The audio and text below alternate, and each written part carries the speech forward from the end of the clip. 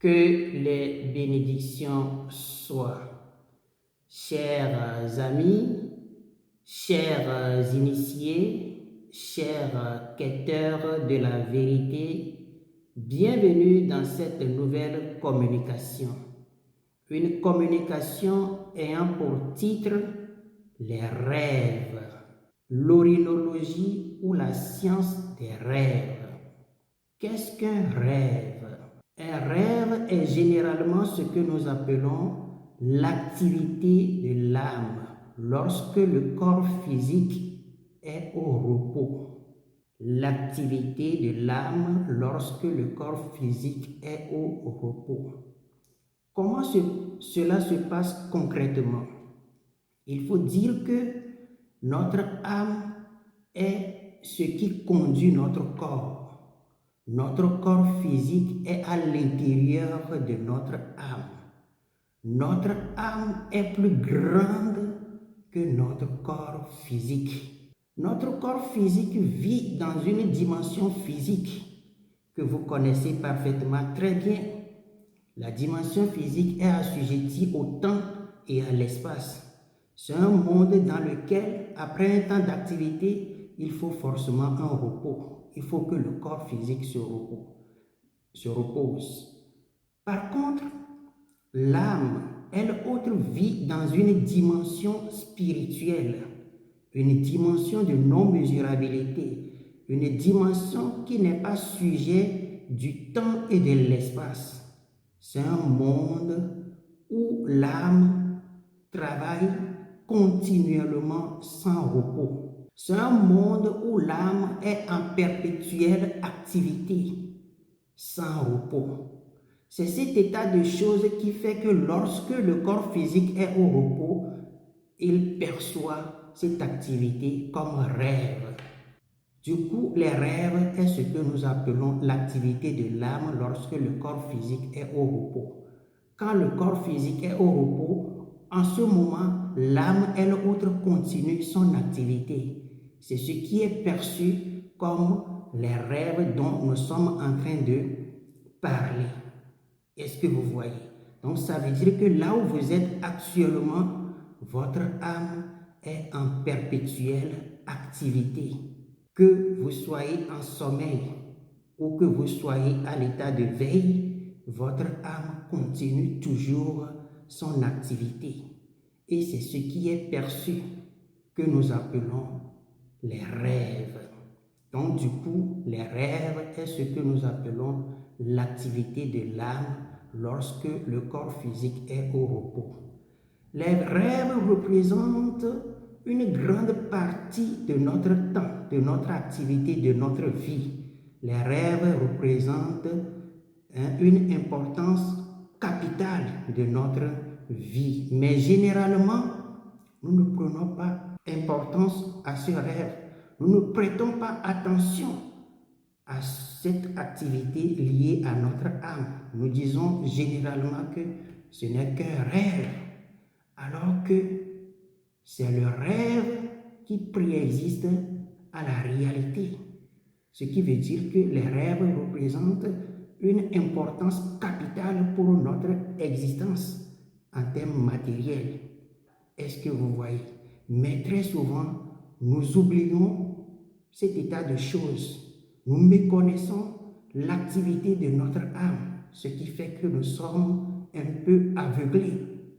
Nous agissons contre notre âme. Notre âme nous révèle des informations, mais vu que nous ne prenons pas en compte ces informations, nous passons à côté au même moment que notre âme nous renseigne sur quelque chose. Les rêves sont fondamentaux. Son importance dans la vie d'un être humain est incommensurable. Avec les rêves, on peut faire beaucoup de choses. Avec les rêves, on peut explorer la dimension spirituelle, le monde spirituel. Avec les rêves, on peut avoir des amis dans la dimension spirituelle. Avec les rêves, nous pouvons avoir accès à notre vie passée. Dans quel pays nous étions nés? Dans quelle famille nous étions nés? quelle activité nous avions exercée de par le passé. Rien qu'avec le rêve, nous pouvons avoir accès à toutes ces informations. Avec les rêves, nous pouvons avoir des révélations. Avec les rêves, nous pouvons avoir des visions. Avec les rêves, nous pouvons payer même nos karmas actuels qui pèsent sur nous. Oui, on peut payer son karma à l'état de rêve. Même avec le rêve, nous pouvons avoir la guérison à une situation ou à une maladie. Par exemple, est-ce que vous voyez? Vous voyez que de par tout ce que le rêve représente, son étude s'avère importante dans la vie d'un être humain. Mais généralement, nous méconnaissons cela. Nous ne prenons pas conscience de cet état de choses, ce qui fait que le mécanisme qui est à l'intérieur de nous, que nous appelons le censeur des rêves, ne se gêne plus de nous restituer les informations que notre âme est en train de nous restituer. Dès que vous prenez conscience de quelque chose, la chose également prend conscience de vous et que la structure vibratoire entre vous deux change. Entre la chose et vous change. Mais du moment où vous méconnaissez la chose, du moment où vous ignorez la chose aussi vous ignore. Est-ce que vous voyez? C'est ce qui fait que du moment où vous avez oublié vos rêves, du moment où vous ne prenez plus conscience de vos rêves, le censeur des rêves aussi ne se gêne plus de vous restituer ces informations. Mais du moment où vous êtes en train de suivre cette vidéo, je crois que votre conscience est en train de vous dire quelque chose et vous allez commencer maintenant par prendre conscience de vos rêves. Et en ce moment, étape par étape, le censeur des rêves, qui est un mécanisme à l'intérieur de chaque être humain selon sa constitution biologique, selon ses émotions, ses sentiments, ce censeur va se charger maintenant de vous révéler les informations de votre âme compte tenu de la quantité de vérité que vous êtes prête à supporter. Parce que votre âme vit dans une dimension que nous appelons le monde de la vérité, le monde archétypal, le monde où les choses existent d'elles-mêmes, où les choses existent par leur principe premier, où les choses existent dans leur nudité. Du coup, pour avoir accès à ces informations dans leur nudité, il faut être préparé parce que toutes les vérités ne sont pas accessibles véritablement à nous compte tenu de notre état psychologique, émotionnel et sentimental. Donc le censeur des rêves va juger quel type d'informations nous sommes en mesure de supporter. Et en fonction de cela, le censeur des rêves va nous révéler les informations. C'est cet état de fait qui fait que il y a certaines personnes qui ne rêvent même pas du tout. Il y a certaines personnes, les rêves sont censurés. Il y a certaines personnes, les rêves sont coupés. Il y a certaines personnes, les rêves sont inversés. C'est compte tenu de votre état naturel. C'est compte tenu de ce que vous êtes en mesure d'exploiter en ce moment en tant qu'être que vous êtes. C'est en fonction de votre nature. C'est en fonction de ce que vous êtes prêt à dire comme vérité au sujet de vous et envers les choses. C'est en fonction de cela que les mêmes informations vous reviennent compte tenu de la nature de qui vous êtes véritablement et intrinsèquement. Est-ce que vous voyez? C'est pourquoi quand vos rêves sont un peu inversés, quand vos rêves sont un peu censurés, ce qu'il faut faire, c'est de commencer par dire la vérité. Si vous ne pouvez pas dire la vérité, commencez par cultiver ce que nous appelons le silence. Car le silence n'est pas que le silence. Le silence est aussi un message. Est-ce que vous voyez?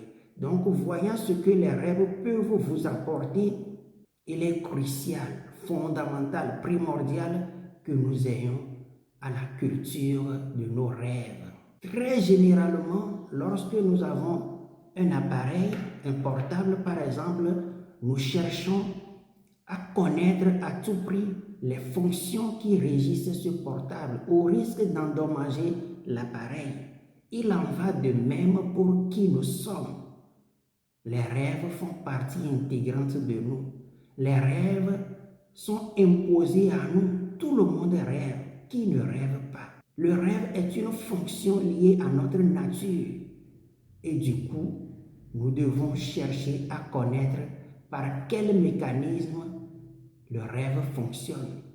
Et c'est en cela que nous pouvons aller à la découverte de qui nous sommes véritablement, principiellement et intrinsèquement. Sans cela, nous allons passer à côté. Est-ce que vous voyez? Sans la connaissance de ces rêves révélant les activités que notre âme exerce, nous allons passer à côté. Là où vous êtes actuellement, tout de suite même, votre âme est en train d'exercer des activités.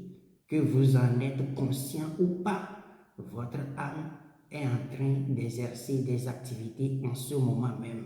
C'est pourquoi vous devez chercher à être conscient, à être éveillé, à être au courant de ce que votre âme est en train de vous révéler en termes d'expérience. Parce que c'est un peu comme une lumière sur un chemin que vous empruntez. Sans la lumière, il n'y aura que de l'obscurité. Et tant qu'il y a de l'obscurité, vous allez tomber dans un trou. C'est ce qui se passe généralement.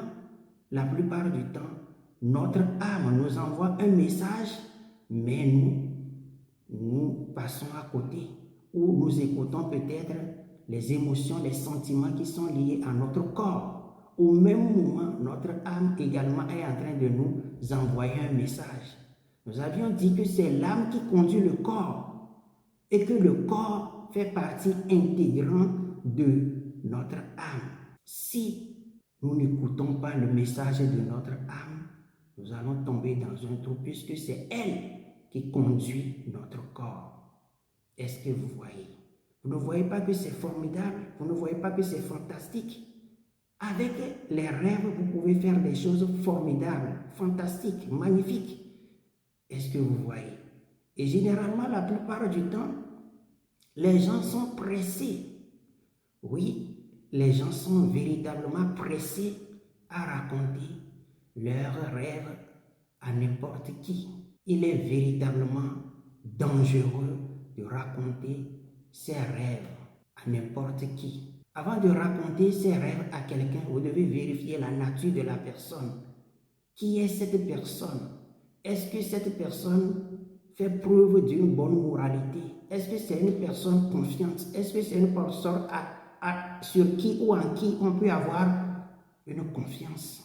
Sans cela, si la personne est une personne douteuse, est une personne de mauvaise foi, ou à la limite un sorcier négatif, vous allez voir que le message que vous êtes en train de révéler à la personne va constituer un portail par lequel le sorcier ou la mauvaise personne va passer et entrer dans votre monde intérieur pour exploiter votre monde intérieur.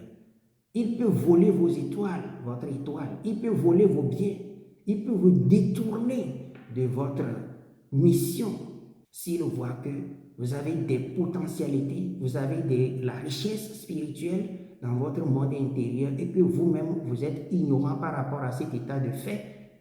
Lui, il va commencer par superposer d'autres informations à la place des informations que votre âme vous renvoie et du coup, il va commencer par voler vos richesses spirituelles, détourner votre mission, vous empêcher d'atteindre votre mission ou de manifester la richesse que vous avez à exploiter dans ce monde physique.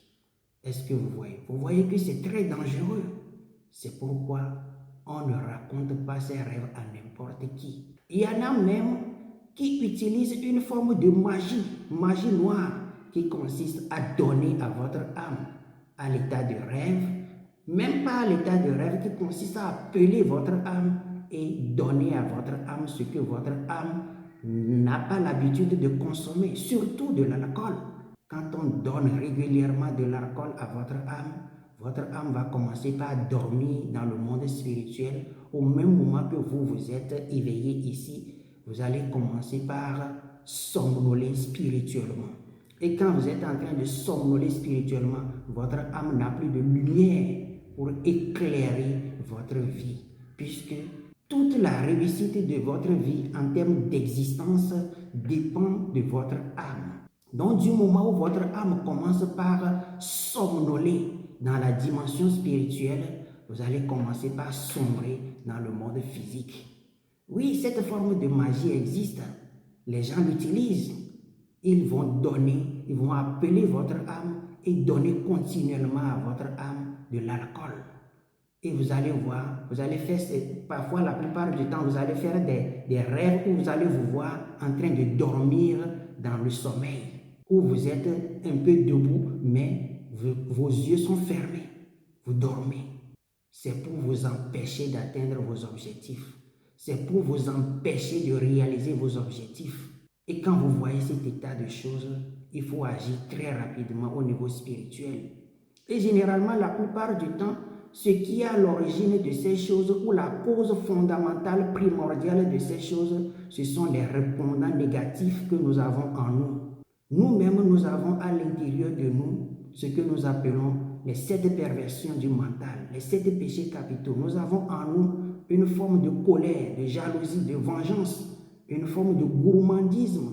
Ces choses sont entretenues par des entités et ces entités sont à l'intérieur de nous.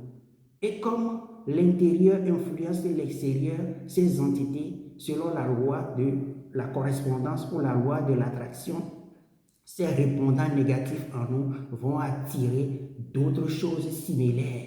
Et vous allez voir que le sorcier ou le malfaiteur n'agit que sur notre propre faiblesse intérieure. C'est pourquoi quand vous empruntez le chemin spirituel, la première recommandation qu'on vous donne est de vous purifier. La première recommandation qu'on vous demande, c'est de se purifier. Vous devez vous purifier.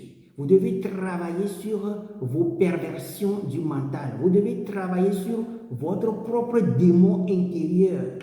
Quelles sont les choses qui sont à l'intérieur de vous qui ne vous élèvent pas spirituellement? Vous devez commencer par faire des travaux spirituels sur ces choses. Vous devez être confronté à vous-même et travailler spirituellement pour maîtriser ces penchants qui sont à l'intérieur de nous. Parce que ces penchants constituent une forme de pesanteur qui empêche notre âme de s'élever. Quand nous avons ces penchants qui sont à l'intérieur de nous, qui constituent en fait une forme de poids à l'intérieur de nous, notre âme ne peut pas s'élever dans les hauteurs spirituelles. Notre âme va circuler dans le bas astral et dans le bas astral, il n'y a que conflit, il n'y a que confusion, il n'y a pas la lumière. La lumière est faible. C'est pourquoi vous devez vous débarrasser de ces penchants négatifs. C'est pourquoi vous devez maîtriser ces énergies négatives qui alourdissent l'âme, qui empêchent l'âme de s'élever spirituellement. Vous devez faire des travaux spirituels sur votre âme. Travailler régulièrement, continuellement, afin de sublimer votre âme. Et quand votre âme va commencer par être sublimée, elle va voyager au-delà du plan astral, aller loin. Et quand elle va commencer par aller loin dans les hauteurs célestes, vous voyez qu'elle ne sera plus sujet des forces maléfiques, des entités négatives, parce que les entités négatives résident dans le bas astral et que le sorcier n'agit pas en dehors de ce plan. Est-ce que vous voyez? C'est pourquoi nous avons la responsabilité, le devoir spirituel de travailler sur notre âme, de l'élever spirituellement afin de permettre à notre âme d'aller plus loin dans les hauteurs spirituelles, de se ressourcer afin de fournir des informations claires, lucides pour notre propre ascension spirituelle. Avec le rêve, on peut véritablement reconquérir sa souveraineté spirituelle. C'est très important. C'est véritablement très important. C'est pourquoi je viens ici vous rappeler à nous tous que les rêves relèvent d'une importance capitale et fondamentale. Ceux qui ne rêvent pas jusqu'à présent, c'est un danger spirituel. Ceux qui ont les rêves entrecoupés, ceux qui dorment et qui ne se rappellent pas de leurs rêves, c'est un danger spirituel. Vous devez commencer par faire la culture des rêves. Vous devez commencer par cultiver vos rêves. Et quand vous allez commencer par cultiver vos rêves, vous allez voir que votre âme va commencer par s'intéresser à vous et votre censeur des rêves également va commencer par s'intéresser à vous et vous restituer les informations de façon claire, nette, lucide.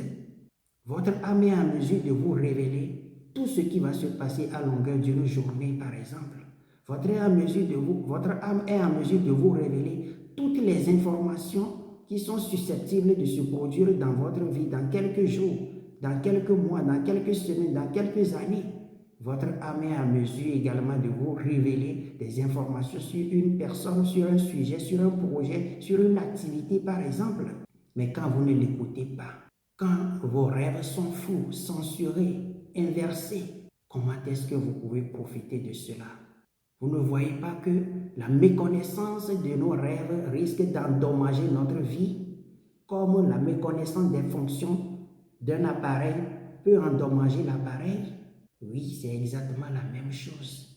Nous devons arriver à la maîtrise de nos rêves. Et pour y arriver, nous devons faire la culture des rêves.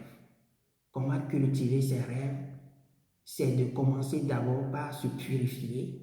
Commencez par dire la vérité, puisque votre âme réside dans le monde de la vérité et que si vous êtes dans le mensonge, vous ne pouvez pas avoir accès à la vérité. Donc commencez par faire la culture de la vérité et commencez par entretenir le cadre dans lequel vous êtes, même si c'est dans une pièce, entretenir la pièce, que la pièce soit propre.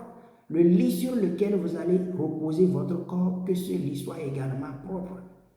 Et couchez-vous sur le dos, les yeux ouverts, et attendez le sommeil. En voilà un oiseau qui dort les yeux ouverts. Oui, c'est ça. Vous allez dormir les yeux ouverts. Je vous assure, c'est magnifique, c'est fantastique, c'est formidable. Et vous verrez clair. Dans vos sommeils, vous verrez clair et net.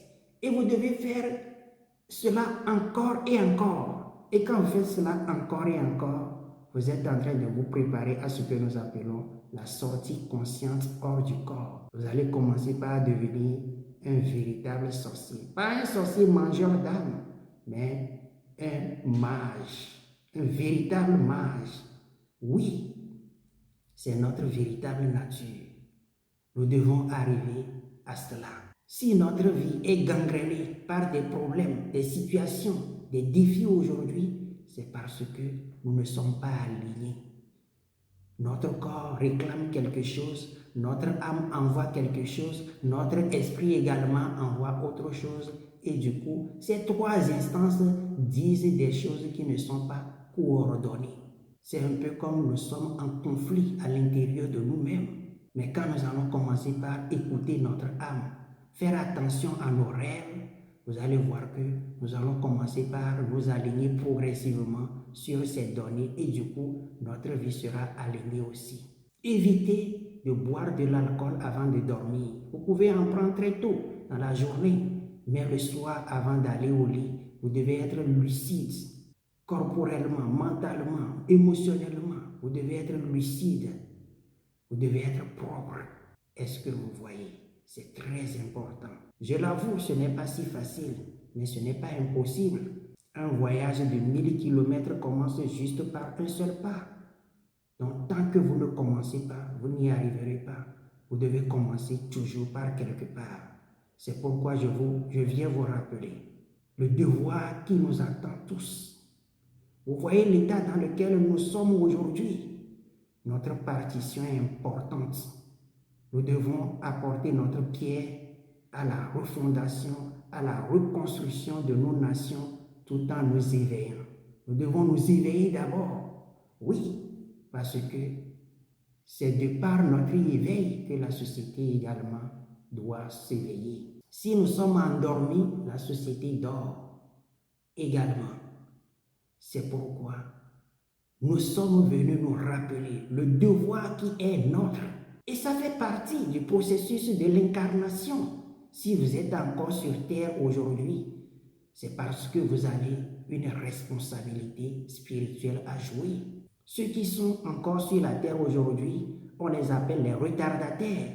Oui, je vous assure, ce sont les retardataires. À part ceux qui ont une mission d'aider les âmes à s'élever, les autres sont des retardataires spirituels. Nous devons aller à la culture de qui nous sommes, tout en commençant par les rêves, parce que les rêves sont imposés à nous. Vous ne demandez pas à rêver, mais elles viennent naturellement. C'est pourquoi vous devez chercher à connaître cela. Tout comme d'autres choses qui sont sur le corps, tout comme d'autres fonctions, nous devons chercher à les connaître.